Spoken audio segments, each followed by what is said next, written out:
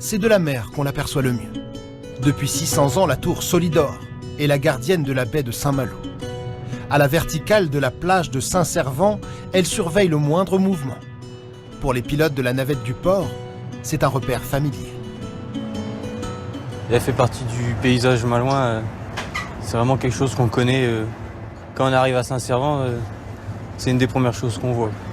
Comme elle date du XIVe siècle, ça montre un peu déjà l'impact qu'avait Saint-Malo à l'époque et la volonté des ducs de Bretagne de vouloir un peu asseoir leur pouvoir sur la ville et de contrôler le trafic maritime de la zone. En breton, son nom veut dire « porte de la rivière ». Depuis le haut des remparts, le regard domine la Rance et son estuaire. De l'autre côté, c'est Saint-Malo, ville rebelle, que les gardes du duc de Bretagne étaient chargés de placer sous son autorité. On contrôle le trafic et on voit différents types d'embrasures qui étaient utiles pour utiliser les armes de l'époque.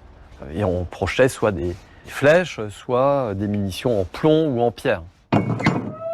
La tour a aussi servi de prison.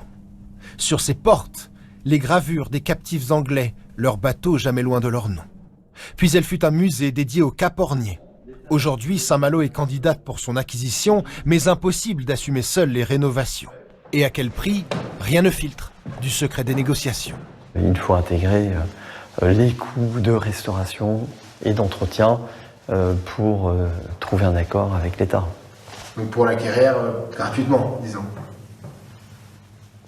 Non?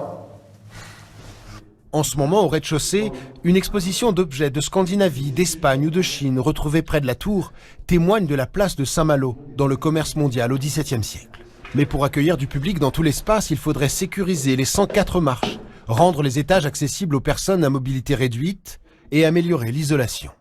En fait, il fait très humide et il fait très froid. Aujourd'hui, on ne peut y exposer que nos collections archéologiques qui, elles, ne sont pas sensibles à l'évolution de la température.